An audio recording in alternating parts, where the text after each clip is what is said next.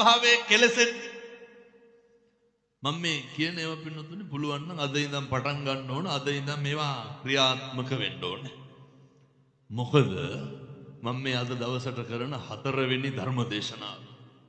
මම මේක කරලා ආපහු අනුරාධපුරේ යන්න ඕනද?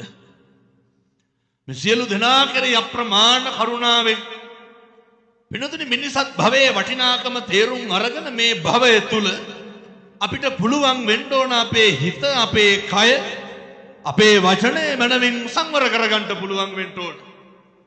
මේ කය වචනය සංවර කරගත්තාම තමයි අපිට සතුටු වෙන්න පුළුවන් විදිහට අපේ ජීවිතේ ලැබූ මිනිසත් භවයට අර්ථයක් ගෙන දෙන්න, සාධාරණයක් ගෙන දෙන්න පුළුවන් කියලා සතුටු වෙන්න පුළුවන් මට්ටමට මේ ඉන්නකම් මේ බොහොම පුංචි කාලය තුල ගෙවන්න පුළුවන් වෙන්නේ. ඒ වෙනුවෙන් මම මේ පින්නතුන්ට කරන පළවෙනි යෝජනාව තමයි, ඒ වෙනුවෙන් මම මේ පින්නතුන්ට කරන පළවෙනි දෙන අවවාදය තමයි, පුළුවන් තරම් ඔය ජීවිතේ සීල සම්පන්න වෙන්න බලන්න. කොහොමද සීල සම්පන්න වෙන්නේ? මම මේ කියන්නේ පින්නතුනි ගෙවල් වල හෙට ඉඳන්